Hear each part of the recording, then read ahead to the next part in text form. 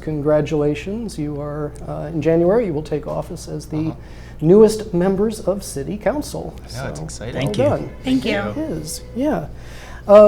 So first of all, tell me about the general election and election night.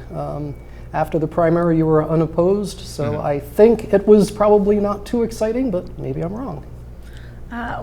So it was really a blessing for us to be able to have the opportunity to have a general election where we were unopposed, because we were able to do some things that people don't normally get to do in electoral politics.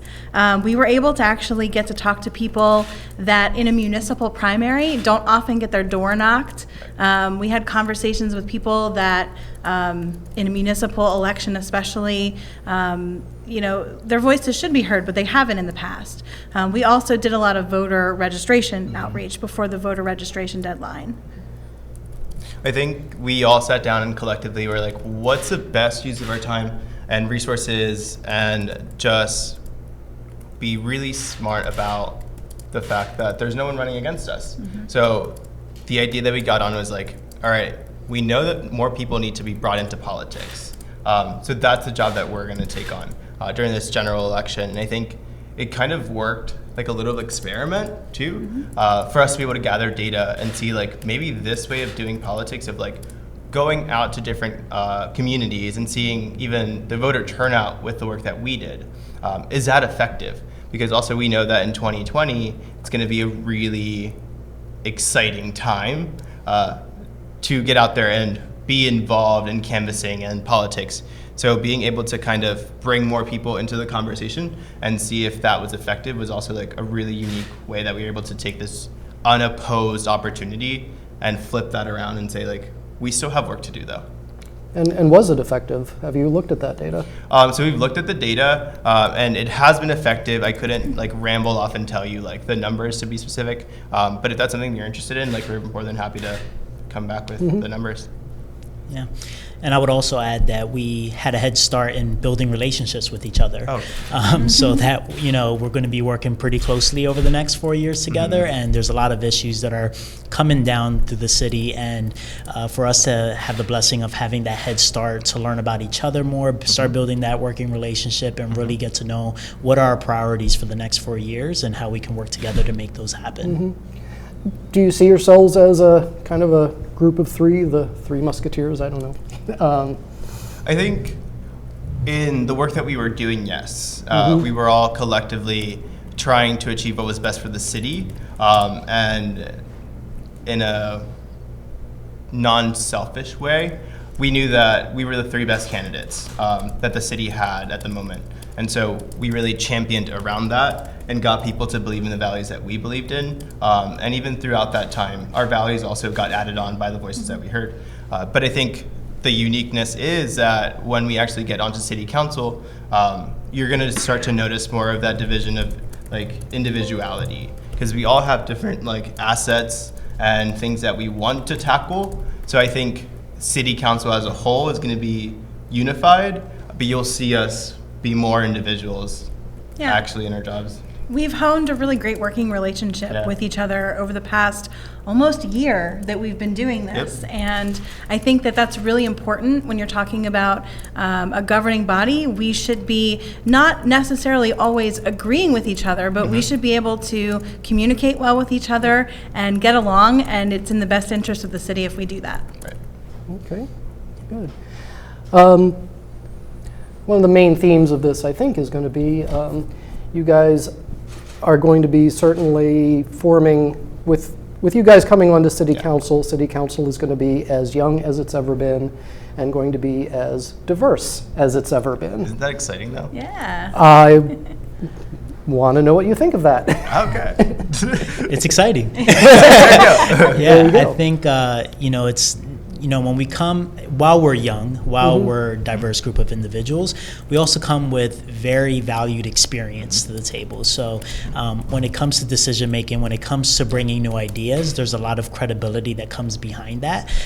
So not only are we going to be young, are we going to be diverse, but I think we're a group of people that are going to get things done. And that's very exciting for me, and I think the rest of us as well. Yeah, Great. and we're representative of the city of Lancaster, and I think that that's something that maybe hasn't happened before in City Council, and I'm really excited to be a part of that.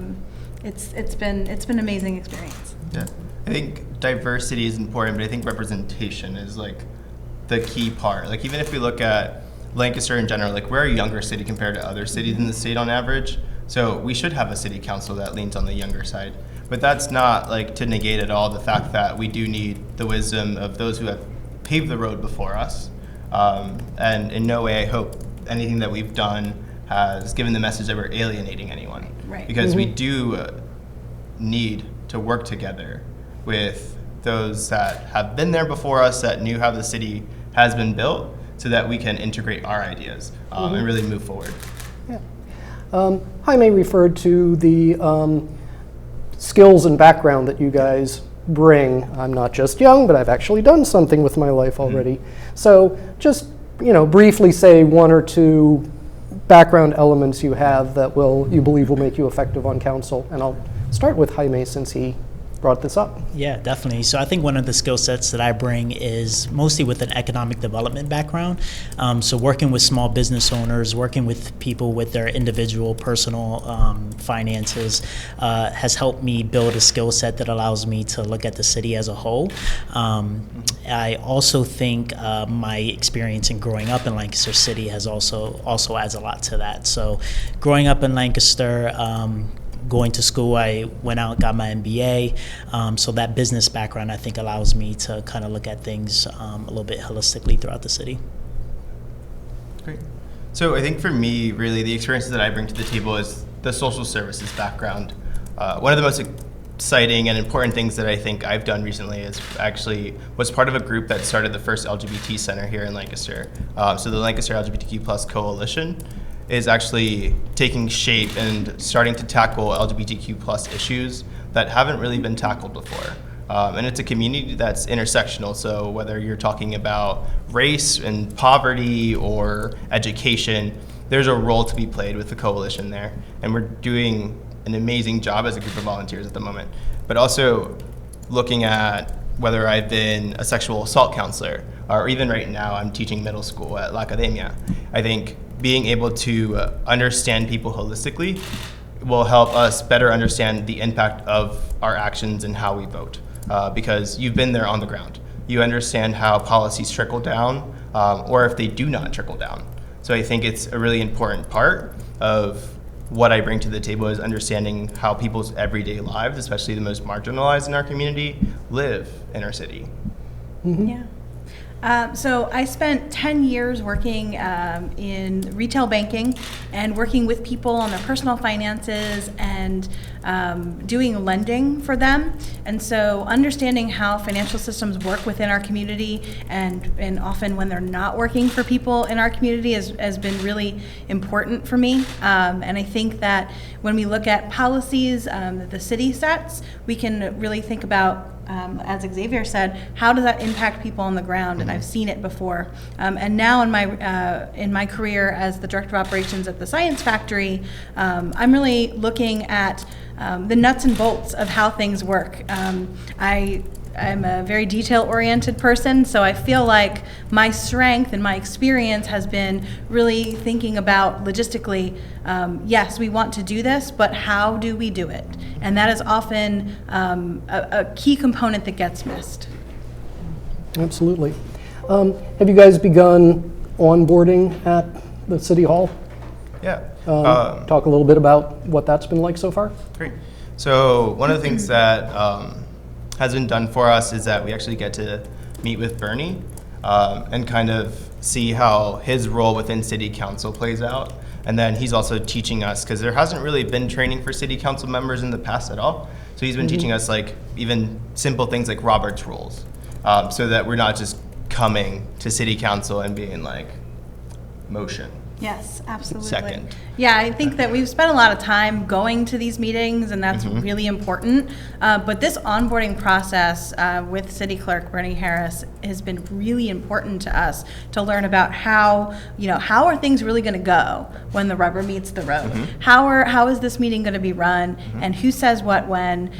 Because we we do have a lot of experience, Right. but we've never done this particular thing before. Yeah. And then we've also been meeting with city administration as well, just to get an orientation about their jobs and what is happening right now, and what are the key things that we should know that maybe we do or maybe we don't know already. Yeah. And one of the things I'm looking forward to over the next couple of weeks is meeting with folks from the operational side of the city. Yeah. So how the city works from the different departments, so we can see the people behind the scenes that are making the city run the way it is. Yeah. Yeah. Two-part question building on that one. You said that each of you is bringing kind of a different set of priorities to the job. Yeah. So name your one or two top priorities, and if you can link that to, I'd really like to take on this committee assignment or that committee assignment. Yeah. Start with Jaime. Yeah, definitely. So one of the things that I'm very interested in is economic development, really through the lens of sustainability and resiliency. So how do we start to think of the climate action plan that the city's taken on a little bit more holistically, looking at how businesses play a role in that, and thinking about how we can start to grow businesses in the city of Lancaster through a more sustainable lens, and how can the city help with that? So that's something I'm interested in. Yeah. I think for me, kind of anchoring on that social services background, public safety is where my heart really lies on what I want to help promote and empower people in. Like police community relations, that sort of thing? Right, exactly. Like police community relationship, because one of the things that is getting better through our neighborhood initiatives is if something happens, there aren't a lot of tips. So in building community relationships with the police, we'll get more tips. But that relationship needs to be fortified, and it needs to be further explored, whether that's looking at language inclusivity, cultural backgrounds and trainings. And I think that's really a conversation that I can be able to facilitate, but also in looking at the relationship between the city and the county is another important part, because even if we're looking at 911 operators and how effective they're being and how supported they're being at the county level, that trickles down to the city. So even looking at the city relationship with the county is one of the things that I really want to explore and see how we can better that relationship. Yeah. So for me, I mentioned being a nuts and bolts kind of person. How we make things run is how we pay for things. So for me, finance is very important, and it's often very, people tend to zone out when they hear a lot of numbers. But one of the things that I think City Council is about is being a communicator of those big topics, to allow people to understand what is really happening with the dollars and cents that make the city run. So yes, I do enjoy things like municipal bonds. Maybe that makes me a nerd, but I also like to communicate them and share what that really means and why are we doing this and where will we get to, because we're talking about not just Lancaster today but in the future, and we have to have the money to make that happen. Right, sustainability. Yeah. Circling back to Zabi, you brought up the LGBTQ plus coalition. Just seems like something you could maybe speak to that a little bit more. Do you see areas where city policy can advance that particular cause? So one of the big things is when we're looking at homelessness in general, and even within our own community, and you put that into a smaller community, and you look at youth. So 40% of the youth that are homeless identify as LGBTQ+. And right now the services that we have for homelessness are very limited and not the most inclusive. So if you look at Water Street missions, I wouldn't consider them to be inclusive in terms of LGBTQ+ issues, or more so the general community that doesn't identify with a particular religion. So I think the city can do a better job of supporting LGBTQ+ individuals. And even if you look at the way that our dollars are being spent, the city does track who is being assisted in terms of housing. And one of the categories is for trans individuals, and it always comes up as 0. But that doesn't mean we don't have any trans individuals living in our community. It just means we haven't tracked the data, or we're not finding the right way to meet those people where they're at. So I think homelessness is going to be a big issue that I really want to figure out how to support all of our communities so that no one's really homeless, but specifically looking at LGBTQ+ youth who are more vulnerable even within that community. Even something as simple as looking at changing the pronouns in Yes. our ordinances and our codes to be gender inclusive or gender neutral. Right. Turns out that's not that hard to do. And so, you know, if we haven't thought about doing that before, those fresh set of eyes and looking it through that lens is something we can do quickly and simply to make that happen. So we just brought that up to the administration like A week ago, because when we were looking through the codes, you could always see that the president of city council was referred to as a male, which really kind of irritated me because we have very successful independent women on council at the moment who could very much so be the president of city council. But the way that the code is written doesn't allow that space. I imagine it refers to the mayor as he. It does. No, and the repeatedly mayor, as yeah, well. right. Like a lot of people. Exactly. And I thought that it was because like there's so many pages that maybe this is something that we can't really tackle, that it would take too long. But it's just something that hasn't really been brought forth yet. So it's like that fresh set of eyes that we bring. And even talking about age, like this is the conversations that's on the newer side. So like the younger individuals are really the ones that are tackling and challenging these issues of gender and pronouns. And even though we need everyone's support on it, it's really the youth, like even generation before me, who was like championing for it. And I think that's really an interesting component of like even looking at the codes. We should look at that. And it shows the power of representation. It So, does, you know, yeah. that was noticed because now we're representative of that group there. So that's powerful. If no one ever asked the question, then nothing would ever change. Yeah. You guys pointed out that again, you know, Lancaster is historically diverse, historically young. Right. You know, nevertheless, there are still, you know, plenty of folks who are retired, who Yeah, are, you know, A lot of people Anglo retired. Republicans Hey. who may be hearing, discussion of changing the pronouns in the city Yeah. code and rolling their eyes out of their head and going, I don't know if there's a place in this city for me anymore. So would you address that imaginary person? Yeah, I would be happy to first, if Go that's ahead. okay. I would say just that you know, changing the pronouns in your codes and your city legislation should not be a scary thing. It's when we look to make changes that you don't actually like, that are substantive, is when you should be concerned. And I'll step off my soapbox there and then just say that yes, we understand that there are people that don't necessarily agree with us in the city, but we're here to make good decisions for everybody. And so ultimately, at the end of the day, that may not particularly matter to everybody, but you know, we want to make sure that their street's still being cleaned and that their water is still going to run and At a that- reasonable cost. Exactly, and make good decisions about their tax dollars. And ultimately, that's what they need to remember, and hopefully they do. Yeah, I would add, you know, when we speak about inclusiveness, that also means being an age-friendly city.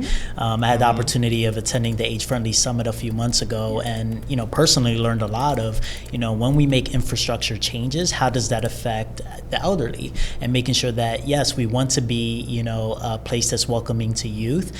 We also don't want to forget about the elderly as well and how is the city accessible for them as well. So those are things when we talk about being inclusive, we do mean that group as well. We mean everyone.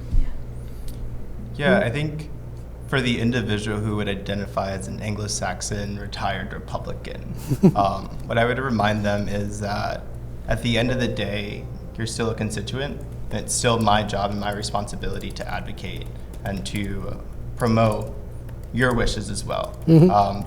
But the area that I would push back a little and see if we can find room for tolerance and further discussion is the fact that, like, Martin Luther King has a quote that I always go back to of, I will never be who I am meant to be until you are who you are meant to be, and you will never be who you are meant to be until I am who I am meant to be. And basically what I take that to mean is that more inclusiveness doesn't take away. It just brings more people who bring further ideas, who can make us better people. And for some people, that doesn't make sense at first, but maybe during the second conversation or the third or even maybe the 12th, we get to a place where we're able to understand that I'm not trying to take away anything from you. You could still be a man and be the president of city council. But we just want to make sure that everyone feels like they have the opportunity to achieve that. You have folks started to kind of see you as city council members and started saying like, oh, my neighbor's doing this and such, or there's a pothole in front of my People house? were doing that while we were running. I think as soon as we announced, people sent the complaints to us. Exactly. I did joke around with one of the current council members, and I was like, I think we're getting a little bit of a harder time on certain issues than you guys are right now. I think that comes from. Well, I know you're not jaded yet. Yes, Yeah. exactly. I We won't think that comes from also the fact that more people seem to have been aware of this election cycle, and so if that's the consequence of that, then so be it. Because we need more people to be aware that there is a city council in Lancaster, and what exactly do they take care of. So if they're asking me about a pothole, that's great because that means they understand that that's kind of what we do. Right. So I don't mind that at all. But also I think like, not that we were like the world's greatest innovators of like how to run a campaign, but in the fact that we were trying to go to people that normally don't get involved in the conversation. When you're like, this is what I'm trying to do and this is how I can assist you, of course you're gonna be like, oh, you can actually assist me with these stuff? Okay, like let me give you the laundry list of things that have been sitting in the back of my head that I haven't been able to tackle or didn't know where to go to. So they do come to us, but it's also because maybe no one has told them where to go or has come to their door to be like, no, as city council, like this is what we're supposed to do, which is why a big part of our like campaign and a big part of our literature and everything was accountability, because we are held accountable to every single person in the city, even if they voted for us or even if they did not. So if you are already like having in mind that you want to build a relationship with us by asking us to do all these things, that's great. I might not be able to fix your pothole, but at least we're having a conversation and building a relationship for the day when we do actually sit on council and we can actually connect you to the right people. I think that's the opportunity that exists there. Not that we can fix their problems at the moment, but that we can build that relationship. So like Jamie was saying earlier about our relationship and taking that forward, that's what we've been really focusing on, is building relationships with the city so that they know that they can come to us. And I think the opportunity is, in order for things to change, it has to start with a conversation. And we've been able to have conversations with friends, family, and neighbors that about certain situations in the city that we didn't have conversations with before. I was talking with a group of high school buddies of mine that we were talking about bike lanes, and I'm pretty sure we never talked about bike lanes before or anything regarding the roads. So to be able to have that type of conversation is powerful, and that's how change starts to happen, is starting with a conversation. Most recent city council meeting, we took a vote on the public art and the garage. We had two mayors come forward, one giving a fervent argument to carry on, and another, screeching halt at this. What do you think of the way city council handled that? Was they do the right thing? Would you guys have done something differently?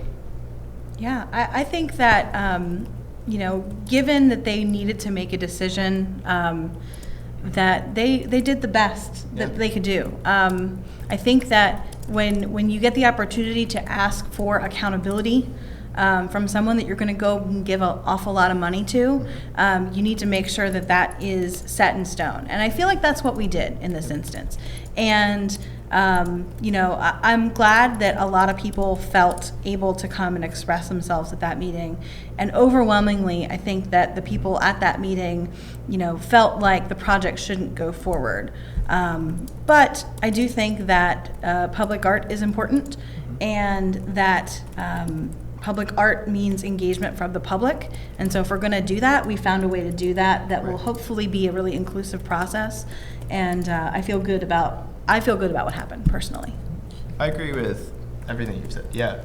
And if anything, I think the opportunity that arose is the knowledge that maybe we can do a better job of educating the community on public art and what the process is like and what a concept really is. And getting it out in front of the public maybe sooner in the process. Exactly. But again, it's not something that was a mistake or wrong. I think it's just an opportunity that we have now, that we know that people are actually genuinely interested in public art and want to participate in even that conversation. Because I think when we were looking at the participation, like there hasn't been a participation that large since like the Marriott was like up for discussion. And so people want to get involved in conversations. So it's important that we are doing our best to, like you just said, put that information before them, maybe ahead of time. Yeah, I agree with Amanda and Xavier, and I think moving forward, we're going to have to figure out how to balance our city's history with art. And there's going to be times that we don't always agree with everything, but the opportunity here is to improve the process and how we do that. And I think City Council did a good job in putting those contingencies in place to make sure that yes, the community will be engaged moving forward to figure out what is the final piece going to be there. Because remember, what was published isn't necessarily what's going up, and I think there was a little bit of confusion, but that speaks to how we should improve the process moving forward. And I'm sure there's going to be a lot of opportunity for that moving forward. Yeah, that they're already tackling and like thinking about. And not just art, but commerce. I mean, Southern Market Center being a perfect example. They're talking about making some modifications to a historic building for a food hall. So, I think we're past the point of knocking buildings down willy-nilly to create parking lots, but which you is put great, up a which new is a really building in good most thing. of the city, you need to provide parking. And Absolutely, and limits what you can do. So we will have plenty of opportunity to kind of talk about what the historical commission's decisions mean and what that means in a modern city, and I don't think that means forsaking our history. Not at all, just the opposite. But it's going to be a challenge because we're growing, our needs are changing, and we're historic. So we have to make some decisions around that. And when we're talking about like making more parking, I do agree that parking is essential, but I think also the opportunity there is really looking at public transportation. Even if we're looking for people that come into the city, can we make public transportation into the city more accessible and more routine? So definitely don't want to knock Southern Market building for parking. I will also add that I think some of the fear around the public art installation was that it sets a precedent for future conversations, and I think we want to remind people that these decisions don't set a precedent. Like we're going to have to start looking at a lot of these cases on a case-by-case basis because our city is very unique. And I remember having conversations of, man, every time I went to go canvas, I'm like, every single block is different and it has its own uniqueness. So we're going to have to look at these situations on a case-by-case basis, and hopefully we get that same enthusiasm every single time. I don't want this to run too long, so I'm just going to ask, is there anything we haven't touched on that you guys think is important to bring up? I would say that, our engagement didn't end on November 5th. We want to continue to engage our neighbors. We want to continue to engage everyone that is interested and wants to participate. And we have to make sure that we're continuing going out to you to make that happen. So I think all three of us are super excited to continue to engage the city residents and make sure that we're, working for them and with them.